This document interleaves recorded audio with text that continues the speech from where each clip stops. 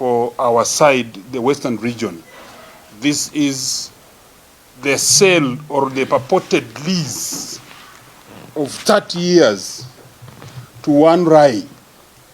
The man, the president, said that either aende mbinguni, aende kwao, ama aweke chela. I don't know when he got sanitized. Now we are told he is the one now in charge of the very large, the only parastatal that was actively working in Nzoia Sugar Company. Ladies and gentlemen, we believe that there are games behind this which are not good for our people, Western region. This matter of the lease was a court matter. The court matter, it has orders here as we talk. These court orders bar the Ministry of Agriculture, Livestock and Development. It also bars the Office of the Attorney General, the state law office, to continue with the lease, and it was given out, orders given out on 23rd of April, 2025. It states clearly that the matter was coming for 12th of May, 2025. Now the PS, in his own kind of thinking, he goes further to write a letter now here. The PS writes a letter here directing. Now the letter is written on 8th of May. When the matter is coming on 12th, which is a Monday, he writes on a Thursday, instructs all the MDs to call for a meeting on 9th now, Friday, so that on Saturday they hand over the factory in Nzoia to one called Rai, the man in charge of West Kenya. We are now getting to know why they were rushing, because the matter was coming on Monday, setting a day for judgment. This is why we are saying, as people of this region, we are not going to allow Rai step and work in Nzoia against the orders. Number two, we are asking if there is a disconnect between the Attorney General and the government, because the Attorney General was served with this court order.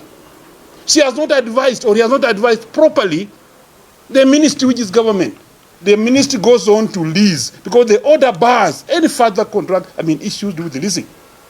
Now it's leased, they have the court order. Now what will the court order do? Serve Kenyans. If we can't respect the institutions that we have in this country, I think this country is heading to where we do not know. People of Western have said no to Rai, because Rai is the one running Pan Paper. And the moment Rai took Pan Paper in 2016, there were promises that actually they will pay workers, the government will pay workers, up to, as I talk today and address this media, the staff of Pan Paper have not been paid from 2016. Now they are telling us that the staff of Nzoia, who have worked with Nzoia up to today, up to the day of takeover and handover, they will be vetted again, they will be reviewed, and then they are given 1 year to be in the farm, and then they will be left out. We have farmers who have money owed by Nzoia Sugar Company. The company owed them money. They are saying that it will be government which will pay, not Rai. Now, when you sell a factory or lease and change the name from Nzoia to maybe Rai Sugar Mills, or whichever the name that will come, after handover, the name is changing. Farmers will sue who? Nzoia will not be existing. And then the new farmers in Bungoma have got no contract with them. They will not sue the new farm. They will not see the desolate in Nzoia then. We are asking a question. My farmers in Kabuchai, Chwele, Misihu, where? They don't know the doors of the ministry here, that they come to be asking their money from here. And they will not be allowed to enter Nzoia, because it will not be Nzoia by that time. I'm asking myself simple questions.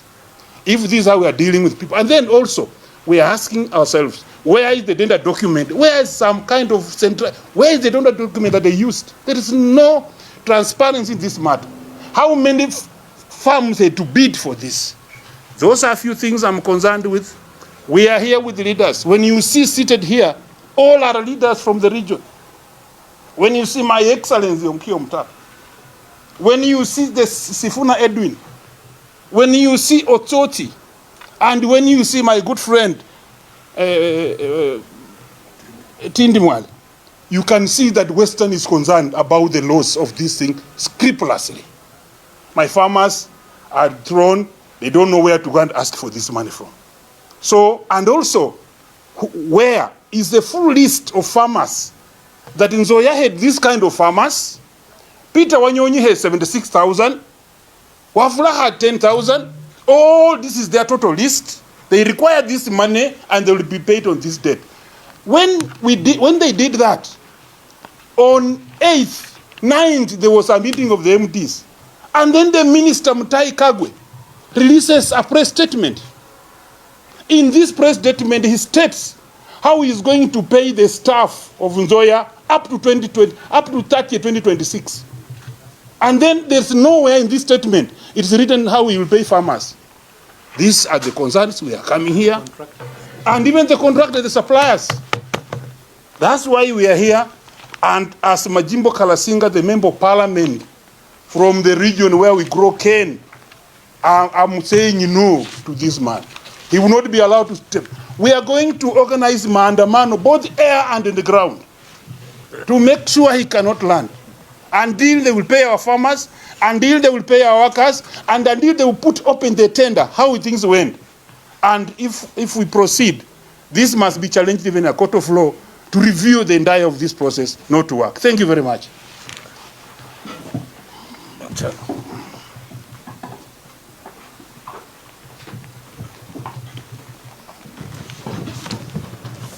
Thank you very much. As you are well aware, I come from Vihiga County, the senator of Vihiga County, and in Vihiga we don't grow sugar. But I have come here in solidarity with the leaders of the other counties in the region, Busia County, Bungoma County, and the Kakamega County that grow sugar. And I want to say that what we are witnessing now is what we call a hostile takeover of Nzoia Sugar Company. This time facilitated by Kenya government. And we are concerned as leaders in the region because this is a further scheme to enhance economic disorganization of our region. Because, you know, our region has heavily dependent on sugarcane, and we have seen the mess that we have been subjected to as a region. This one is going to further economically alienate our people. And I want to join my colleagues who are saying that this process was not transparent, this process was opaque, this process is corruption in the making. We cannot allow Nzoia Sugar Company, that farmers contributed to its existence through providing land, acres and acres of land, to be taken away very easily. We have been in this process before. You remember, pan paper was taken in the same manner. Pan paper that cost 20 billion shillings was sold for a mere 900 million shillings on the pretext that it was going to be revived. Right now, when you go to pan paper, nothing is happening. The former employees who used to work for pan paper are living in abject poverty. Now, they want to do the same thing to Nzoia Sugar Company. We cannot allow this to happen. We cannot allow this to happen. The principle of public participation was not applied. Farmers were not consulted. The leaders were not consulted. The employees of Nzoia Sugar Company were not consulted. So who was consulted? So we are asking the President, William Ruto, that if indeed you are behind this, then it has gone against your own promise to the people of Western that you will revive the sugar mills in 6 months. Instead of reviving, You are killing the industry. Mumias has been working for some time through this Rice brother investor. But now, why change something that is working? We are now pitting a brother to a brother in Mumias Sugar Company. Just because of self-interest. We want to say that the Luya community must be respected. When you want to make a decision about our people, about economic institution in our region, we deserve to be consulted. Our people deserve to be consulted. You cannot just come overnight and say that you want to take over a mill, a public mill, and hand it to an investor who is known to be corrupt. They say once bitten, twice shy. We have been beaten badly in pan paper. And we cannot allow Nzoia to go the same direction. We cannot allow Mumias to go the same direction. So we are here to join the people of Bungoma and to tell them that we support you. Where is the evaluation report? Because before you sell a company or before you sell a factory, you have to do evaluation report. What does the evaluation report talk about? The cost of land. What does the evaluation report talk about? The cost of assets on that land, the building, the factory, and all that. No one knows. Only a few people know and right. So, Mr. President, we are telling you where you are, that the people of the region are not happy with the way you are conducting your affairs in the sugar industry, particularly Nzoia Sugar Company. Yeah.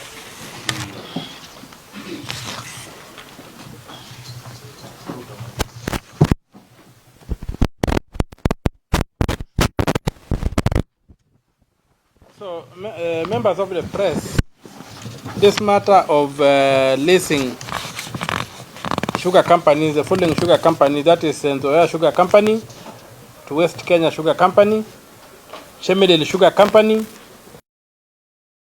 Sugar and Allied Industries Limited, leasing of Sony Sugar Company to Busia Sugar Industry Limited, and leasing of Horon Sugar Company to West Valley Sugar Company Limited is unacceptable. First of all, there's no common sense of leasing one sugar company to another one. What exactly are you doing? Giving one sugar company, instead of getting other players to come in and encourage that competition. When you do this, basically what you are doing is that those who are leasing the sugar companies will talk about the nucleus. I think there is about 24,000 acres. They're simply going to grow cane on that thing. There will be no need to grow cane from the farmers. And the whole reason why the farmland was taken away from farmers, right from Mumias, if you look at the colonial government's master print of sugar development in Kenya of 1952, it's very clear that the sugar industry was supposed to set up a nucleus estate and a mill to propel the generation and growing of sugarcane by the local farmers. So the beneficiary was not supposed to be ultimately the mill, it was supposed to be the farmers. So now when you return, when you take the 24,000 acres of Nzoia and give to West Kenya, any serious businessman will simply plow the 24 acres, grow the cane, and crush them in Kabras. We have no business going to get other farmers. So basically, the whole foundation of this lease is nonsensical. Even if it was well intended, it's nonsensical. It doesn't make economic sense.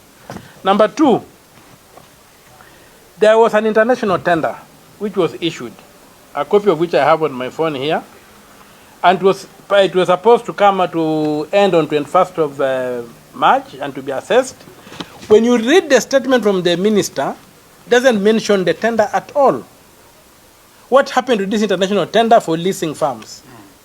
What happened to it? And the flow with the international tender that was given 21 days, when the law requires that an international tender should take at least 60 days, and on top of that, if it's necessary, it's 90 or up to 150 days.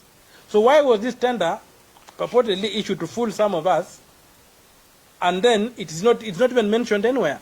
What were the results of this tender? Number three, when you look at this statement, the opening statement in the press statement of the minister, is total lies. It reads, the Ministry of Agriculture and Livestock Development has entered into an agreement with sugarcane farmers and sugar factory workers unions to pay cane delivery and salary arrears owed to both farmers and workers. Where is that contract? Where are these contracts? We represent these people. Everybody was ambushed. They know nothing about this.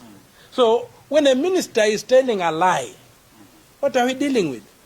Is this a government?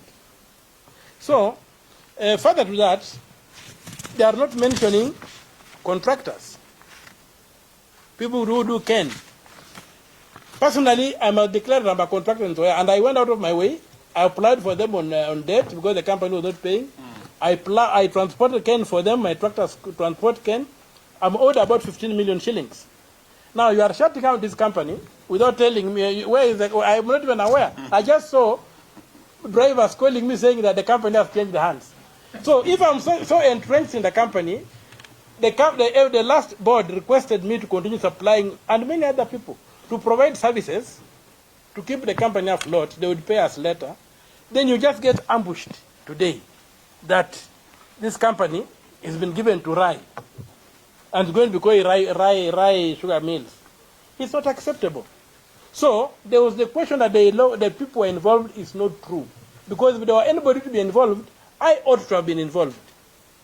I was just ambushed. And finally, some of these mills are mills that simply import sugar. And I'm trying to begin to see a bigger picture. Earlier on, there was a law that the sugar bill that passed in Parliament. It was said that only mills will be allowed to import sugar. Now, the mills have been given to some people who are known to be not very good characters to run. So now, some of these mills might not even crush sugar. They might just have tokenism, but the main business will be to dump Brazilian sugar in the economy, which has been the reason why sugar in Western Kenya has never taken off. But sugar is a very lucrative area because I transport sugar cane. And if you can get a lorry to go about 100 kilometers, 150 kilometers from Kakamega to Miwani to Chemelil, that's what my lorries do. They pick cane, they bring to the companies, they crush, and they sell and they make a profit. It means the sugar industry is extremely profitable. But when you look at the farmers, they are just paid a pittance, just something to keep them afloat. They don't benefit from it. What we require is a complete overhaul of the sugar industry, and the model that the colonial government had designed for Mumias, which was adopted by the Kenyatta administration, whereby ownership of the estate is public, management is private. When Mumias was at the peak, the managers, Bukatet, were private, but the ownership was the government of Kenya. Mumias began going into problems when they said they're privatizing. And remember, in the world there are two barons. You have drug barons and you have sugar barons. You don't have coffee barons, you don't have tea barons. Sugar and drugs are high-flying commodities, and in this particular place, I have no doubt that the Kenya Kwanza administration under President William Ruto are sugar barons. Thank you, and we are going to stop them.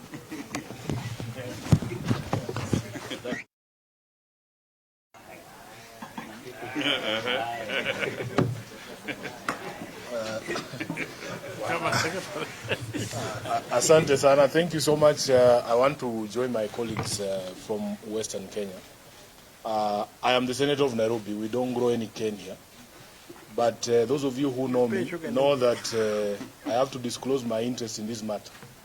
First of all, my umbilical cord is buried in a sugarcane farm in a village called Kitinda in West Sangalo Ward, Kandui constituency of Bungoma County. We are sugarcane farmers. My second interest is that I also farm sugarcane in Bungoma. I am a farmer registered with Nzoia Sugar, and I grow that sugarcane on a farm that was left to me by my grandfather. I didn't grab anybody's land. So I have an interest in the matters and affairs of Nzoia Sugar and Western Kenya as a whole. I want to join my colleagues here in saying that, first of all, as the people of Bungoma made it clear to me when I was there, about 2 weeks ago, they told me that they are going to hold President William Ruto to his promise during the campaign that in fact he was not going to sell Nzoia, that he was going to upgrade the machinery, which has always been the biggest problem with Nzoia sugar. There's a very serious case of inefficiency in the equipment that is there. Would you believe it, Senator Mtata, that equipment was there before Sifuna was born? It is obsolete and it is very inefficient. The promise he made to the people of Kenya or the people of Bungoma was that we were going to get new machinery. Number two, let us be clear that the land on which Nzoia sits is owned by the people of Bungoma. It is community land that is vested in the county government of Bungoma. Therefore, if you want to have any conversation about that land, you must talk to the people of Bungoma through their representatives. And on this particular issue, because we have been here before, honorable members, we want the people of Western Kenya to draw a list of all their children in leadership. All of us who come from there. The MCA for Bukembe East, the Member of Parliament for Kandui, the Senator of Bungoma, the 9 members of Parliament from Bungoma, and the over 30 members of Parliament from Western Kenya. Each one of us will have to account to the people of Western Kenya if this machine is sold. Because as you've been told, we sold pan paper, and we were told that it was being revived. They went there and banned some, what are they called? Misogoro. I don't know what is it. The maize cobs, after you've removed the maize. And smoke billowed there for a week, and then they said they have revived pan paper. But they were after the assets of pan paper. The forest concession. Yeah. It is difficult for me to accept that in the entire world, there are only 2 or 3 families that can run sugar mills in Kenya. If you put out an international tender, and only 2 families from Kenya are the ones that are responding to that tender, there's a problem. The people who run sugar mills in Brazil, have they heard that Nzoia was looking for a strategic investor? How is it possible that we do an international tender and the respondents are not international people? They are just Kenyans here, running around from Webuye. That tells you that there's a problem. So I want the community to understand. And by the way, personally, as Sifuna, I do not think it is conscionable for anybody above the age of 40 to sign away public assets that are lasting more than 30 years. You will not be there to explain to the people 30 years later, if this machine doesn't revert to us, you will not be there to explain. These people who call themselves senior leaders in the region, they will not be there 30 years from now to explain to the people what happened. It will be, questions will be sent to us, Kina Sifuna here, to explain to that generation what happened to these things. So anyone above the age of 40, what we call intergenerational equity does not allow you to sign off an airport for 30 years or Nzoia sugar for 30 years. And I want to stand firm with the people of Western Kenya because I have disclosed my interest here. We will not allow this to happen. This, as the governor of Kisumu said, this is daylight robbery. There is no other way of putting it. This is daylight robbery. And the issues that have been raised here, number one, there needs to be a transparent process. If you go to Bungoma, the people of Bungoma want Nzoia to be fully functional. They want the machines to work. They want the company to work. They want to make money. This is the only economic activity we do in Bungoma. So it is not possible for you to come and take away the only economic activity. You know, in the entire Western Kenya, we don't export anything. At least these other regions, they have things they export. They export tea, they export macadamia, they export coffee. But in Bungoma, we only know sugarcane. So our expectation was that even this process, when it was being undertaken, it will be done in a transparent manner. That you will involve all the stakeholders, including the farmers, including the suppliers like Senator Mtata and the others.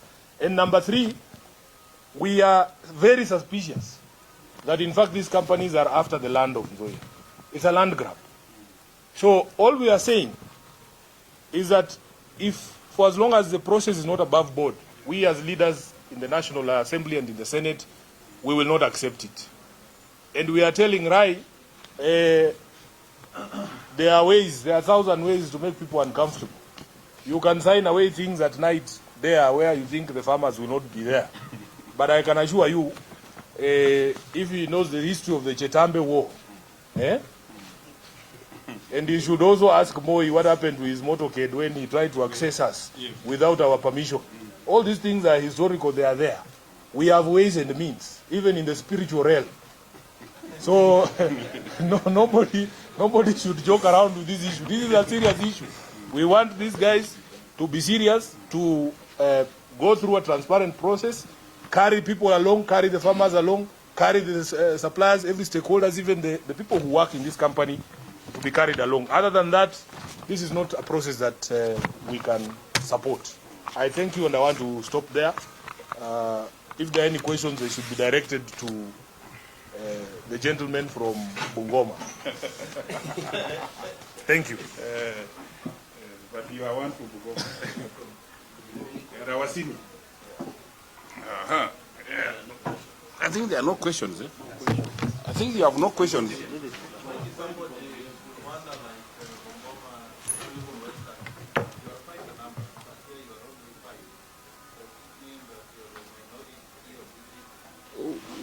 When you look at these leaders, look at this, even as Jesus, he had very few disciples. Who stood with him? Yes. 11. In fact, 11. One is the one who said, this is the one. So, we are here because we were voted. I was voted in a constituency called Kapchai, and I believe in those who voted for me. Some other friends also voted from other areas. They carried their cross. And you know, we shall stand in the court of the public. And these people you are seeing here, these are leaders who are standing with the people of Western. You can see for yourself. Those who are not here should rush very fast to come here. Should rush and come to say this in the same way. Or if they are part of the barons, sugar barons, as the Excellency said, you see, you are either with us or you are not with us. Or you are with the barons. You are either with us or you are our enemy. This is what we have for this. And as we have just put it very clear, leaders have said, I was with the President, William Samoei Ruto, Honorable Sifuna, when we were having the economic forum that was to be held in Bungoma. In fact, we planned for the economic forum to be done on Joa Sugar. We were denied the place because you know when, during that time, he was the deputy president and he wasn't allowed in the factory. We held it in Amtala Stadium in Kimilili. And we have the document with me that we are not going, after we win, 100 days, we are going to bring a new machine, not lease it. The issue of leasing has come after elections. My friend, we want to stop these political turncoats. We cannot always be telling people this route. Now we are starting to learn some leaders. If they tell you that come and meet me there, if you want to meet them, you go there. Maybe that is the way. We don't want to go that direction. I don't regret anything. I'm not apologizing to anybody.